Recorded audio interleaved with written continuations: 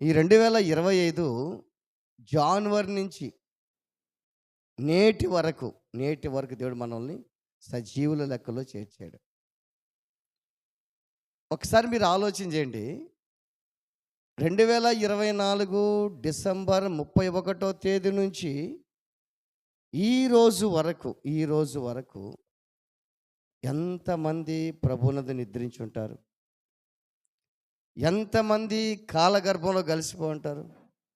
యాక్సిడెంట్లని, హత్యలని ఎంతమంది చనిపోంటారు? నీకు తెలిసిన వారు, నీ బంధువులు, కుటుంబీకులు ఎంతోమంది ప్రభువును నిద్రించారు. కానీ దేవుడు నిన్ను నన్ను ప్రేమించి మనల్ని దేవుడు సజీవుల లెక్కలో చేర్చాడు. ఏ గొప్పతనం కూడా లేదు మనలో, ఏ ఆధిక్యత, ఏ యోగ్యత కూడా లేదు. అయోగ్యమైన మన జీవితాన్ని దేవుడు జ్ఞాపకం చేసుకున్నాడు. ఎన్ని సంవత్సరాలు దొర్లుకుంటూ పోయినాయో ఒకసారి ఆలోచన చేయండి. ఎన్ని సంవత్సరాలు దొర్లుకుంటూ వెళ్ళిపోయినాయో. ఇప్పుడు మన వెనక ఏ సంవత్సరం ఉందంటే 2025 ఉంది. ఇప్పుడు మన వెనక 26లో మనం ప్రవేశించబోతున్నాం. కొన్ని గంటలు, 2 గంటలు ఇంచుమించు, 2 గంటలు కూడా లేదు, 1.5 గంటకి 2026లో మనం ప్రవేశిస్తాం. ఈ సంవత్సరంలో ఎన్ని బస్సు యాక్సిడెంట్లు జరిగినాయి? బస్సులు కాలిపోవటం, ట్రైన్లు యాక్సిడెంట్లు, ఫ్లైట్లు యాక్సిడెంట్లు, స్టీమర్లు మునిగిపోవటం, పిల్లల్ని చంపేయటం, భర్తని భార్యని చంపేయటం, ఎన్ని భయంకరమైన పరిస్థితులు వచ్చాయి తెలుసా? అటువంటి భయంకరమైన పరిస్థితులు ఇప్పుడు మనం ఉన్నాం. మనం ఏమనుకుంటామంటే 2025 అయ్యా భలే ఉన్నింది, నాకు 2026 కూడా బాగుంటుందేమో అని అనుకుంటాం. 2025 నీ కుటుంబంలో అంతా బాగలేదు కదా. ఒక నెల బాగుంటుందేమో, 2 నెలల కష్టాలు కన్నీళ్ళే కదా. 2026 ఇంకా భయంకరంగా ఉండొచ్చు. శోధనలు, కష్టాలు, బాధలు, హత్యలు ఇంకా భయంకరంగా ఉండొచ్చు 2026. ఎటువంటి భయంకరమైన రోజులు వచ్చినా నీలో దేవుడు ఉంటే మనకంతా కూడా ఈజీగానే ఉంటుంది. మనలో దేవుడు ఉంటే చాలామంది ఏం చేస్తారు తెలుసా? ఇప్పుడు ప్రజెంటు నూతన సంవత్సరం ఎదురు చూస్తుంటారు కొంతమంది. వాళ్ళు ఎట్లుంటారంటే, కొంతమంది బార్ షాపులో కూర్చునే వాళ్ళు ఉంటారు, పార్టీలు చేసుకుంటారు కదా, పార్టీలు చేసుకునే వాళ్ళు ఉంటారు. తర్వాత ఇంకా ఒక మంచి రూమ్ తీసుకొని దాంట్లో ఉండేవాళ్ళు ఉంటారు. ఉదయానికి చూడు ఎన్ని న్యూస్లు వింటావో నువ్వు. ఇద్దరు తాగుతుండారు, బాటిల్తో పొడుచుకున్నారు, ఇద్దరు తాగుతున్నారు, వాళ్ళు చంపుకున్నారు, ఎన్ని న్యూస్లు వింటావో మనం. కానీ దేవుడు ప్రేమ కలిగినాడు కాబట్టి, నిన్ను నన్ను రక్షించుకున్నాడు కాబట్టి, ఎక్కడో ఉండకుండా ఈ మందిరంలో చేరి మనం దేవుణ్ణి ఆరాధిస్తున్నాం. హల్లెలూయా. ఎందుకంటే నూతన సంవత్సరం కోసం, నూతనమైన వాగ్దానం కోసం, నూతన ఆశీర్వాదాల కోసం ఎదురు చూస్తూ ఉన్నాం. ఇప్పుడు మనం అందరూ యేసు ప్రభువుని నమ్ముకున్నామా లేదమ్మా? నమ్ముకున్నాం. రక్తం చేత కడగబడ్డాం, బాప్తిసాలు తీసుకున్నాం, అందరూ నమ్ముకున్నాం. నిజంగా మన జీవితంలో ఎన్ని సంవత్సరాలు దొర్లుకుంటూ వెళ్ళిపోతాయి.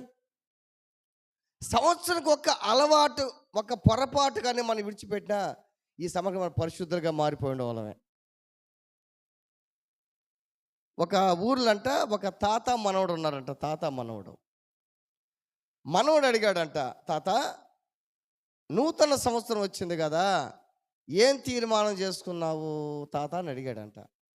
మనవడా, ఇక కోప్పడంరా అని అన్నాడంట. కోప్పడని. తాత మంచి తీర్మానం చేసుకున్నావు తాత, ఇంకొకసారి చెప్పు తాత అన్నాడంట.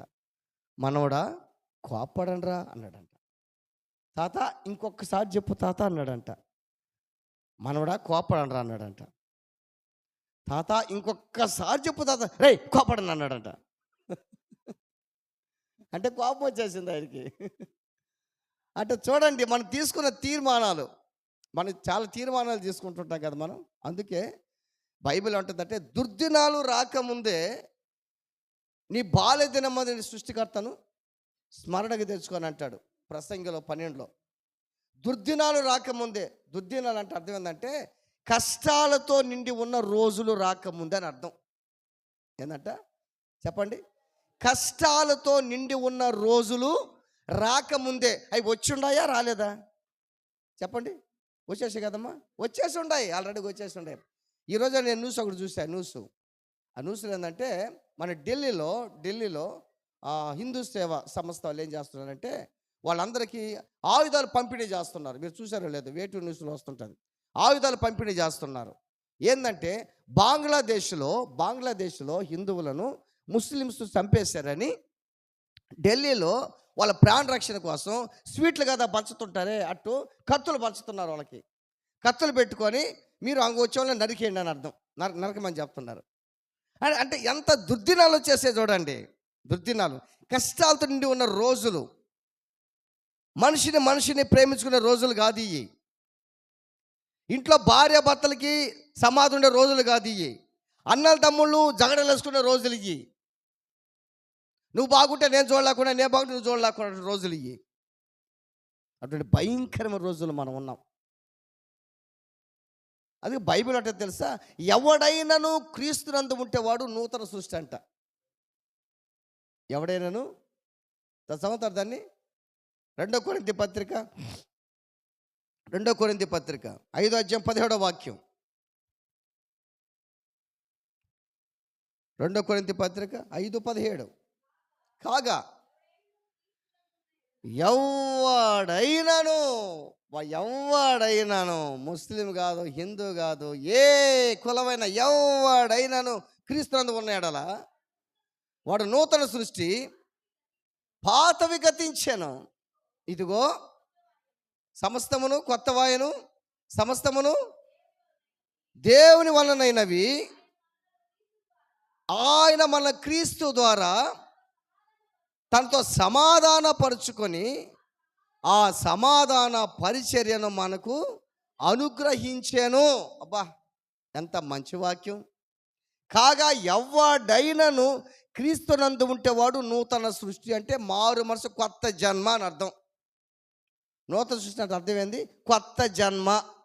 పాతవి గతించానంటే మనం బాప్తిసం తీసుకుంటాం కదా, పాత బ్రతుకు సచ్చి కొత్త జీవితం ప్రారంభిస్తాం, చీకట్లోంచి వెలుగులోకి వస్తాం. మనం బాప్తిసం తీసుకుంటున్నాం. అసలు బాప్తిసం అంటే అర్థం ఏంటంటే క్రీస్తులో ప్రవేశించడే బాప్తిసం. మనం బాప్తిసం తీసుకున్నాము అంటే ఇక్కడ బైబిల్ చెప్తున్న మాట ఏంటంటే ఎవడైనా సరే, ఎవడైనా క్రీస్తునందు ఉంటే వాడు నూతన సృష్టి, పాతవి గతించను. అంటే ఎన్ని సంవత్సరాలు వచ్చి నీళ్ళు పాతవి గతించటం లేదు. పాత అలవాట్లు పొరపాట్లు అట్టే ఉంటున్నాయి. ఇంకా యాడ్ చేస్తున్నావు వాటిని, నువ్వు ఇంకా వాటిని డెవలప్ చేస్తున్నావు. ఇల్లు కదా డెవలప్ చేసినట్టు, నీ కుటుంబం కదా డెవలప్ అయినట్టు, నీ అలవాట్లు డెవలప్ చేసుకుంటున్నావు. ఒకదాని మీద అలవాట్లు డెవలప్ చేసుకుంటున్నావు. పాత సృష్టి, నీ జీవితంతో పాత సృష్టి, కొత్త సృష్టి ఉండటం లేదు. నువ్వు క్రీస్తునందు లేవు, అది అర్థం. ఎవడైనా క్రీస్తునందు ఉంటే వాడు నూతన సృష్టి, పాతవి గతించిన సమస్తము కొత్తవాయను, సమస్తమును దేవుని వలనైనవి, ఆయన మనలను క్రీస్తు ద్వారా తనతో సమాధానపరుచుకొని ఆ సమాధాన పరిచర్య మనకు అనుగ్రహించాను. ఈ రోజున ఆలోచించే, ఇంతవరకు నువ్వు మందిరంలో చేసే పరిచర్య సమాధాన పరిచర్య చేయలేదేమో, క్రోధంతో పరిచర్య చేసేవేమో, కపటంతో పరిచర్య చేసేవేమో, అక్రమంతో పరిచర్య చేసేవేమో, కపటాలతో, కక్షలతో, భేదాలతో చెయ్యాలి కాబట్టి చేసేవేమో, ఒక మాట అంటే ఓర్చుకోలేకపోయినావేమో, కపటాలతో కార్పాలతో ఉన్నావేమో. ఈ రోజు నుంచి అయినా నీ పరిచర్య ఎట్లా తెలుసా? సమాధాన పరిచర్యలాగా ఉండాలి. నీ పరిచర్య ఎట్లా ఉండాలంట? సమాధాన పరిచర్య. అంటే నీలో సమాధానకర్త నీలో ఉంటే నువ్వు ఆ పరిచర్య చేయగలవు. సమాధానకర్త కదైనా ఎవరైనా, యేసు ప్రభు మనకు సమాధానకర్త. ఆ సమాధానమైన దేవుడు నీలో ఉంటే సమాధాన పరిచర్య నువ్వు చేయగలవు. ఇక్కడ మనం చూస్తే క్రీస్తు ద్వారా తనతో సమాధాన పరుచుకొని ఆ సమాధాన పరిచర్య, ఆ సమాధాన పరచు పరిచర్య మనకు అనుగ్రహించను. దేవుడు మనకు ఆ పరిచర్య ఇచ్చాడయ్యా. ఆ పరిచర్య పేరు ఏం పేరు? ఏం పేరు? సమాధాన పరిచర్య. ఇప్పుడు మనం ఇక్కడ ఉన్నాం, దేవుళ్ళో ఉన్నాం, ప్రార్థన చేస్తున్నాం. మనం ఎట్టుండాలంటే అందరు ఎట్టుండాలా? సమాధానంతో ఉండాలి. ఒక తీర్మానం చేసుకోవాలి మనం. నేను 2024 నుంచి ఇప్పటి వరకు కూడా నాలో అసమాధానం ఉండింది. వాళ్ళంటే నాకు పడదు, వీళ్ళంటే నాకు పడదు, ఒకరంటే ఒకరికి ద్వేషంగా ఉండింది. కానీ ఈ 2025లో కొన్ని గంటల్లో నేను 26లో ప్రవేశించబోతున్నాను కాబట్టి నేను సమాధానంగా ఉండాలి.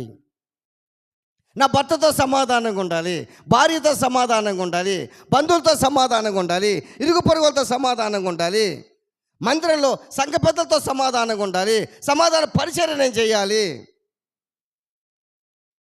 ఇటువంటి తీర్మానకు నువ్వు రావాలి.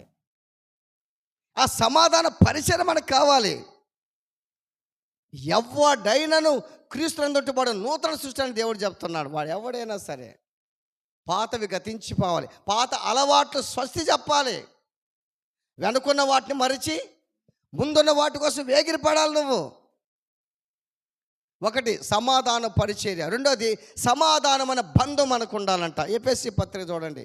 ఎఫెసీ పత్రికలో 4 అధ్యాయము 1వ వాక్యం. ఎఫెసీ పత్రిక 4:1. కాబట్టి మీరు సమాధానమును బంధము చేత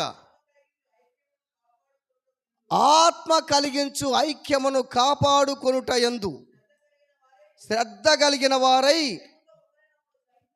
భయముతో ఒకనొకరు సహించుచు మీరు పిలువబడిన పిలుపునకు తగినట్టుగా వినయముతోను నడుచుకున్న వాళ్ళని ప్రభువును బట్టి బతిమాలు కొనుచున్నాను. కాబట్టి మీరు సమాధానమును బంధము చేత. ఏ బంధం అమ్మది? మందిరంలో ఒక బంధం ఉండాలి మనకు. ఆ బంధం ఏంది? సమాధాన బంధం. ఒకటి సమాధాన పరిచర్య మనకు ఉండాలి. ఎప్పుడు? ఈ సంవత్సరం ఒక తీర్మానం మనం వద్దాం, నేను సమాధాన పరిచర్య చేయాలి. సమాధాన పరిచర్య ఉంటే సంఘం అభివృద్ధి చెందుతుంది. రెండవది సమాధానకు బంధం నాకు ఉండాలి. నీ ఇంట్లో బంధం వేరు, భార్య భర్తల బంధం వేరు, బిడ్డల బంధం వేరు, నీ బంధువుల రక్త సంబంధం వేరు, రక్త బంధం. వాడు ఎవరంటే నా రక్తం అంటావు, ఈడెవడంటే నా రక్తం అంటావు, మా అన్న కొడుకు అంటావు, మా మేనమా కొడుకు అంటావు, మా చెల్లెలు కొడుకు అంటావు. ఆ రక్త బంధం వేరు. కానీ మందులో మాత్రం ఎట్లా ఉండాలంట? ఆత్మ కలిగించు ఐక్యత, సమాధాన బంధం ఉండాలి నీ జీవితంలో. మీరు సమాధాన బంధము చేత ఆత్మ కలిగించు ఐక్యమును కాపాడుకొనుటయందు శ్రద్ధ కలిగిన వారై ప్రేమతో ఒకరినొకరు సహించాలంటే మీరు సహించాలి. ఏం సహించాలి? నేను పొరపాటున ఎవరైనా నిన్ను తిట్టారనుకో, ఏం చేయాలి నువ్వు? ఓర్చుకో, సహించుకో. సహిస్తున్నావు నువ్వు? సహించిన వారమైతే అది యుగ యుగాలు వెళ్తామంట. తిమోతి పత్రికలో ఉన్నాయి మాటలు. సహించిన వారమైతే ఆయనతో యుగ యుగాలు ఉంటామంట మనం. నువ్వు సహించలేకపోతున్నావు, ఒక్క మాట అంటే పడలేకపోతున్నావు.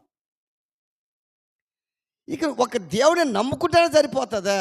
నీలో సమాధాన పరిచర్య లేదే, సమాధానమైన బంధం లేదే, నువ్వు సమాధాన పట్టం లేదే.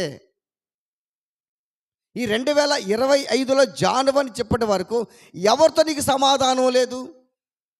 ఎవరిని నువ్వు ఒక అన్యుడిగా భావిస్తున్నావు, ఎవరిని నువ్వు దూరంగా భావిస్తున్నావు.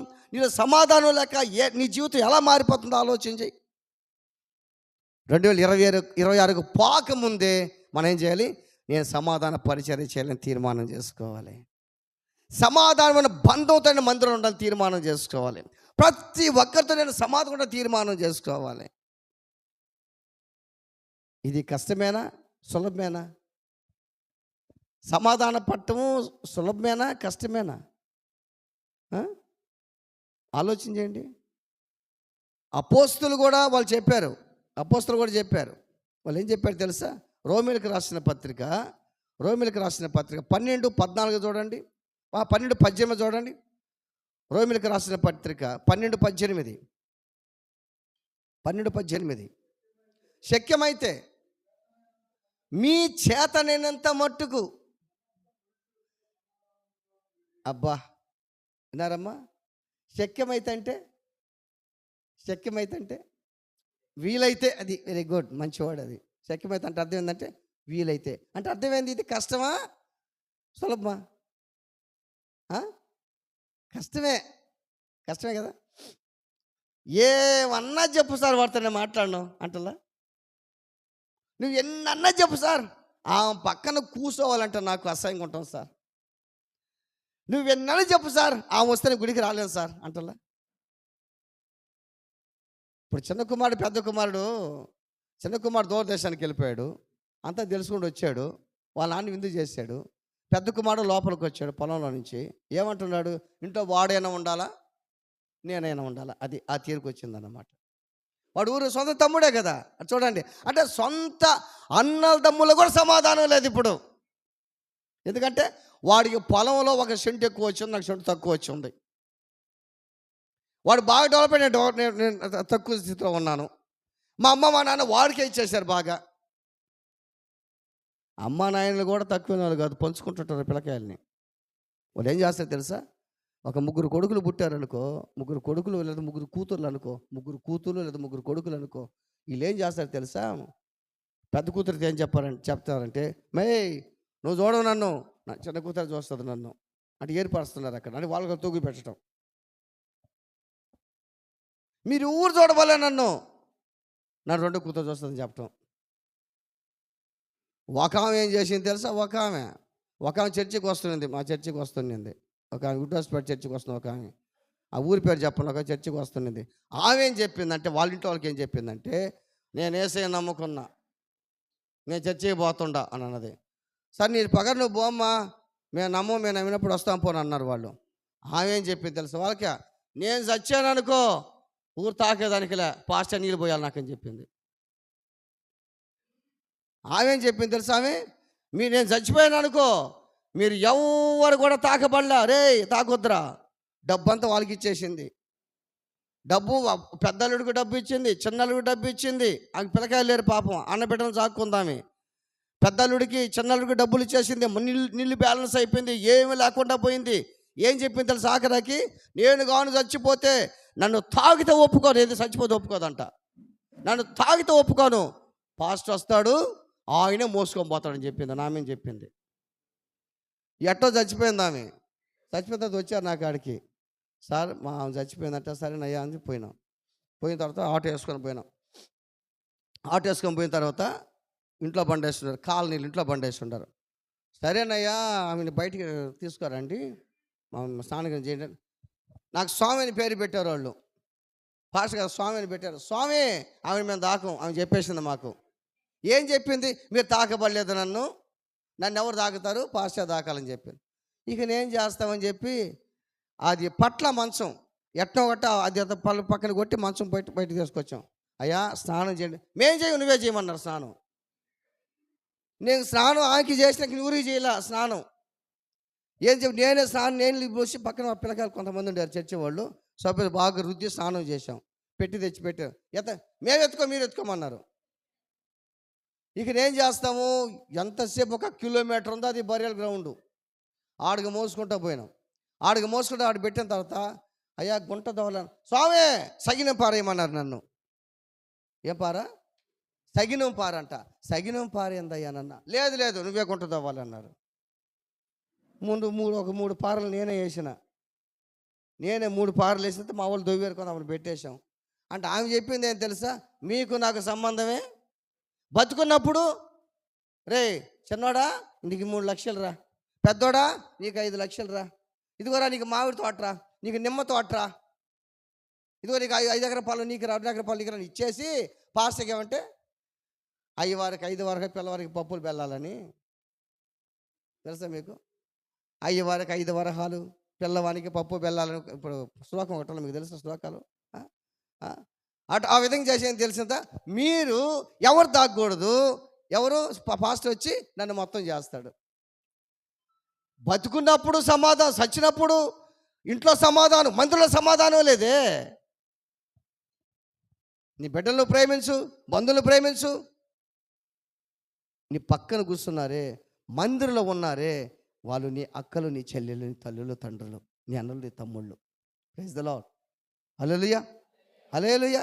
శక్యమైతే ఏంటంట, శక్యమైతే, వీలైతే, శక్యమైతే మీ చేతనైనంత మట్టుకు సమస్త మనుషులతో ఎట్లుండాలంట, సమాధానంగా ఉండుడి. ఇప్పుడు ఒక వాక్యం చూపిస్తాను మీకు. మత్తయి సువార్త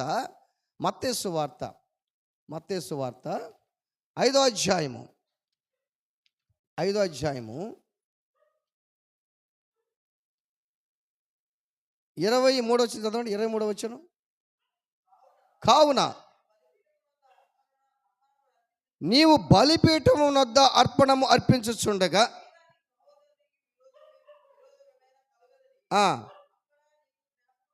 అక్కడికి జ్ఞాపకం వచ్చిన ఎడల అక్కడ బలిపీఠం ఎదుటనే నీ అర్పణ విడిచిపెట్టి మొదట వెళ్ళి నీ సహోదరునితో అది సమాధాన పడము. అదేంటది, ప్రభు బల గురించి చెప్తుంటాం కదా. ప్రభు బల్ల ఇచ్చేటప్పుడు కూడా నీకు సమాధానం లేకపోతే, సేవకుడు చెప్తా అయోగ్యంగా తీసుకుంటే శ్రమ అంటుంటా. ఎన్నిసార్లు ఎదుగా సమాధానం అక్కడ బల్ల చేయి వేస్తుంటావు నువ్వు. గుర్తుపెట్టుకమ్మా, బాగా గుర్తుపెట్టుకోండి. ఎన్నిసార్లు నువ్వు సమాధానం లేకుండా బల్లలో చేయి వేస్తుంటావు. నీ భర్తతో సమాధానం లేక, నీ భార్యతో సమాధానం లేక, బంధువులతో సమాధానం లేక, ఇరుపల సమాధానం లేక ఎన్నిసార్లు నువ్వు బల్లలో చేయి వేస్తుంటావు. అర్పణ విడిచిపెట్టి నువ్వు వాళ్ళతో సమాధానం పడుతున్నావా, లేదా వచ్చే ముందు సమాధానం పడుతున్నావా? మన జీవితం ఎలా చేస్తా? సమాధాన పరిచయం మనం చేస్తున్నావా? సమాధాన బంధం మనకుందా? శక్యమైతే సమస్త మనుషులు సమాధాన పడుతున్నావా? నీ తోటి సేవకులతో, తోటి విశ్వాలతో సమాధాన పడుతున్నావా? అక్కడ బలిపీఠ అర్పణ విడిచిపెట్టి సమాధాన పడుతున్నావా? మన జీవితం ఎలా కొనసాగుతుందో ఆలోచన చేయండి. అందుకే హెబ్రీకి రాసిన పత్రిక చూడండి. హెబ్రీకి రాసిన పత్రిక 12వ అధ్యాయము 14వ వాక్యం. 12:14 అందరితో సమాధానమును పరిశుద్ధతయు కలిగి ఉండుటకు ప్రయత్నించుడి. You will try. అంతే కదా, అంతేనా? You will try. అందరితో సమాధానమును అంటే అందరితో చెప్పాడు, కొంతమంది చెప్పాడమ్మా, అందరితో చెప్పాడు కదా. అంటే నిన్నెవరైతే దూషిస్తున్నారో వాళ్ళతో కూడా అని అర్థం. నిన్నెవరైతే శపిస్తున్నారో వాళ్ళతో కూడా అని అర్థం. నిన్నెవరైతే నిందిస్తున్నారో వాళ్ళతో కూడా అని అర్థం. నీ మీద ఎవరు సాడీలు చెప్తున్నారో, నీ సూటిపోటు మాటలు ఎవరైతే అంటున్నారో, నేను అసహించుకుంటున్నారో వాళ్ళందరితో సమాధాన పడని అర్థం. అది అందరితో సమాధానమును పరిశుద్ధతయు కలిగి ఉండుటకు ప్రయత్నించుడి. పరిశుద్ధత లేకుండా ఎవడును ప్రభువుని చూడడు.